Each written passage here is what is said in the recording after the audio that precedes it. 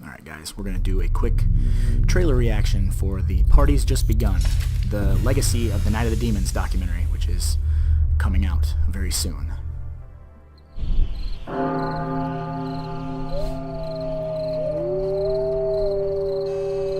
fucking love this movie. I just want to go on record and say that I'm excited it's getting its own documentary because the Shout Factory...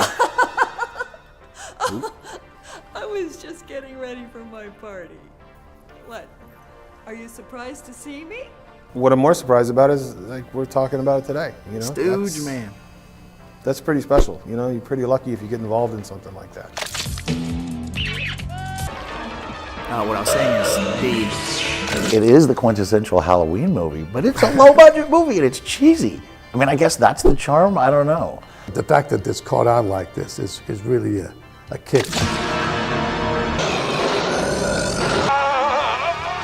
An honor, truly, to be involved in something that was done so long ago, yet still has this lifespan. It's really kind of a neat thing. But the makeups, I think, are what people remember the most. That and I think the nipple gags. I like the weird things I got to do, like the lipstick in the breast, in the nipple, whatever. titties. We have two titties. Geez, do I really want to be known as a guy who directed a film with a girl shoving her lipstick through her nipple? I was just like blown away by the script. This was the very first job I did with my own company. You probably could safely say I was fired from the last film after our Predator debacle. One night, Steve got, I don't know, pissed off about something. His girlfriend broke up with him, whatever it was, I don't know. But he sat up all night just working on that face. To be scary and pull it off, but not have it look cheesy, that took some doing. They have all these appliances there and they're gluing them on. They says, oh, this is medical adhesive, it's safe. It's not good for your skin.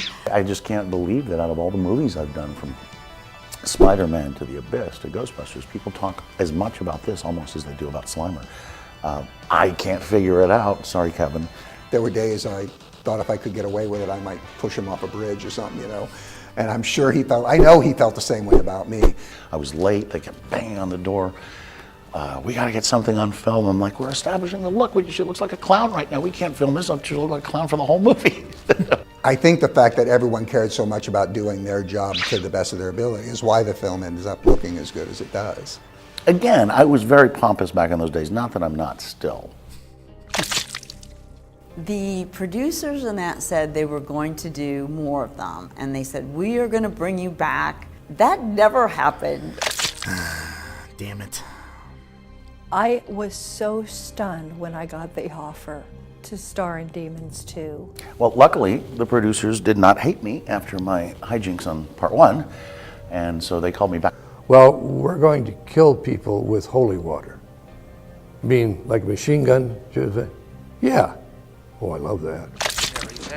No, Father, I don't want to hear it. How many times do you get to shoot holy water out of it? What do you call it? Uzi Super Soaker. Say your prayers. Damn nasty priests, huh? Yeah, okay. Is that too much to ask? Mine has a lot of comedy too, but then when it's time to be scary, it's scary. And I feel like Brian's film is kind of a romp the whole time. He never really tried to go for seriously scary. He kept it light and funny. The guy that got arrested for jerking off on set? It wasn't me, though. What? You know, every sequel, you want to up it a little. I was thrilled to get Demons 3. I was hoping Kevin was going to do it, you know, when I first got called for it, because I always loved Kevin. I loved the first movie. I think we did a pretty good job pulling some of those effects off. And I'm happy I got the opportunity to score the third one just because I like the money. And it still plays, and they still send me checks. I would put it as the fourth. I would say 1, 2, the remake, and 3, in that order. Yeah. I'm actually responsible for the remake. It was very weird working on the remake. I didn't feel involved in it at all. The thing about doing a remake is you're fighting against nostalgia.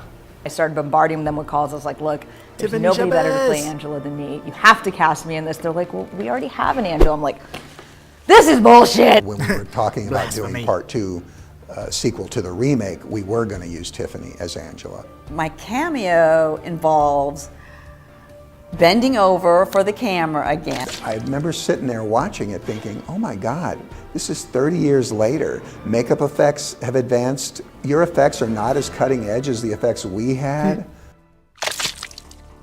Wouldn't you know, the one thing I get famous for is being a hideous beast, an absolute monster. It was a lot of fun making these films, and it's very gratifying to know that people enjoy watching them.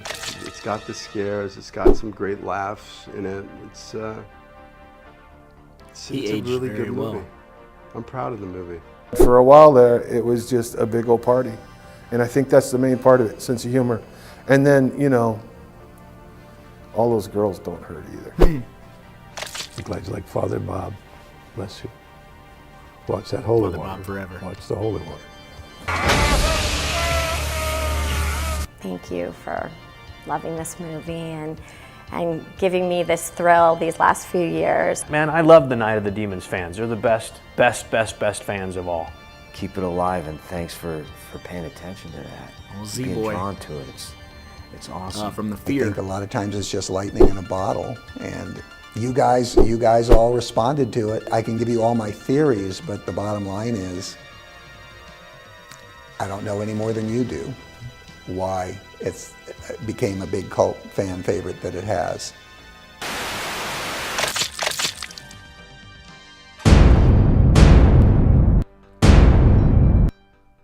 Okay, so there you have it. That's the trailer for The Party's Just Begun, the new documentary coming out about Night of the Demons. In-depth making of all three films. And what I was trying to say, but I could not find the time to say it during the trailer, is the Shout Factory Blu-ray has some awesome special features where, you know, they discuss the making of the film and stuff, but I'm super thrilled that this movie is getting an actual documentary, like a feature-length, in-depth look at the making of the movie. If you're new to the franchise, I suggest that you rent all three, or you buy all three, stream all three, whatever you have to do, and get caught up to speed.